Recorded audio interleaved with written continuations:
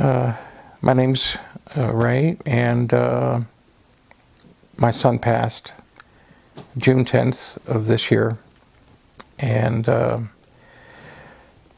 still not sure what his cause of death was.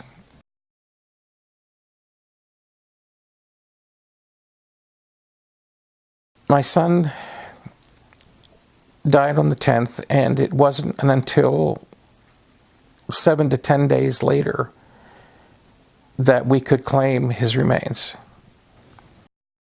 The facility didn't have room for the large volume of patients that they had, and the tremendous amount of backup there was in the autopsy process.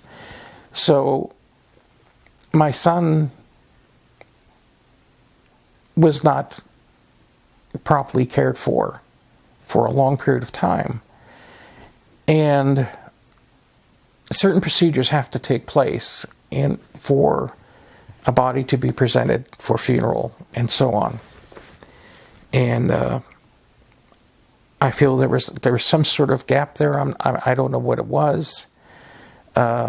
He didn't receive an actual autopsy, which I found it very strange, because he died outside of a hospital facility, and he died within circumstances that have no real answer yet.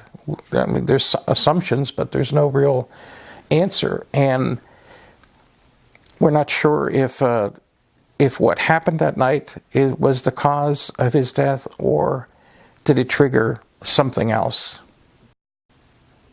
Of course, I wasn't there for his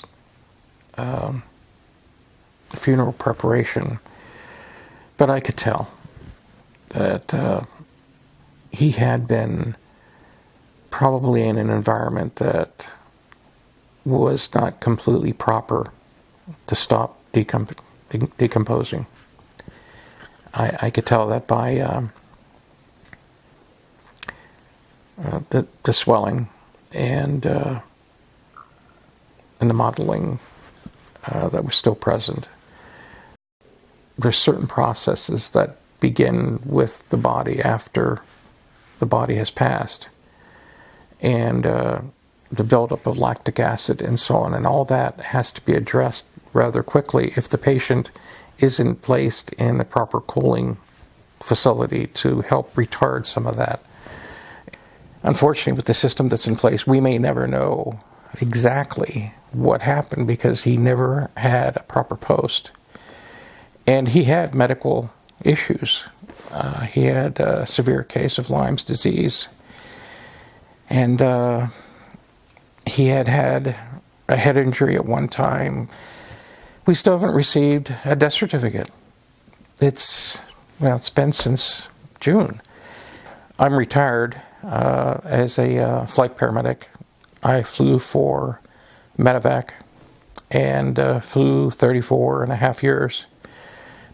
I also did some part-time work in funeral homes, and so I have a pretty good background in dealing with patients, the type of care, and also post-mortem care, which is mostly for the family.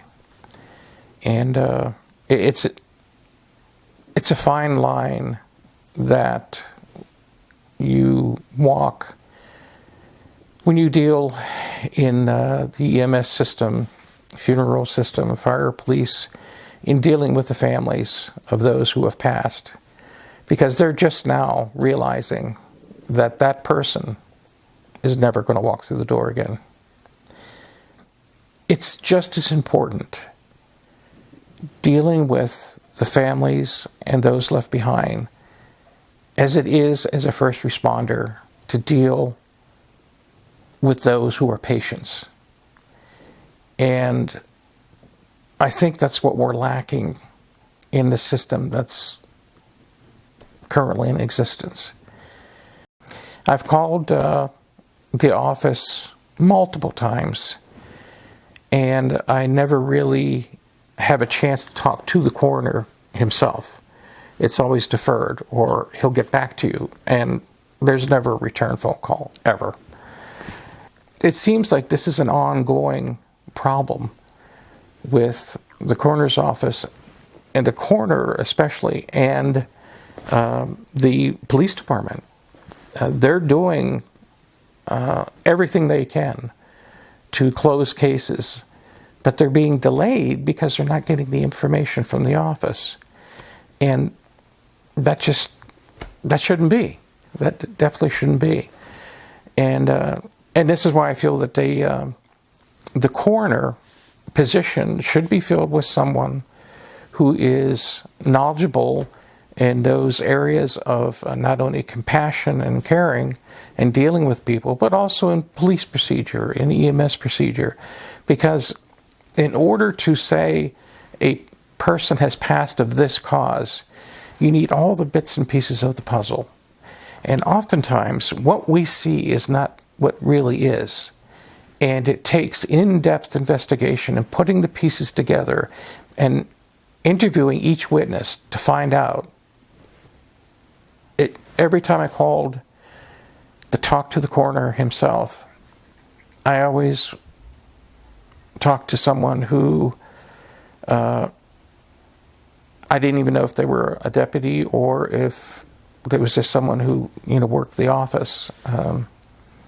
They informed me that his labs were back, and I said, well, then he should be released to the funeral home then. And how soon may we expect a death certificate? And I was told multiple times, well, the coroner will get back to you. Well, the coroner never called me back. I only spoke with one deputy for sure that I knew was a deputy, and he seemed kind, and he seemed like as though he had a very difficult job in a difficult situation. And what has to be understood is the deputies can only do so much. The coroner is the one, I presume, that signs off, that runs the program itself. And the coroner is the one who also establishes the system and the clinical techniques that have to be used. And I think we probably have some very good deputies out there, but they're being restrained by a director who isn't familiar with the system itself. The funeral home that I dealt with, and probably most funeral homes, are very meticulous, very detailed, right down to the winding of the watch on that, and those details were taken care of to the nth degree, but I could tell that they had a difficult time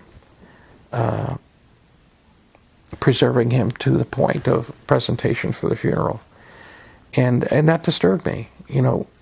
He didn't have to be at the coroner's office for that period of time. There was no reason for it, especially if there was no autopsy done.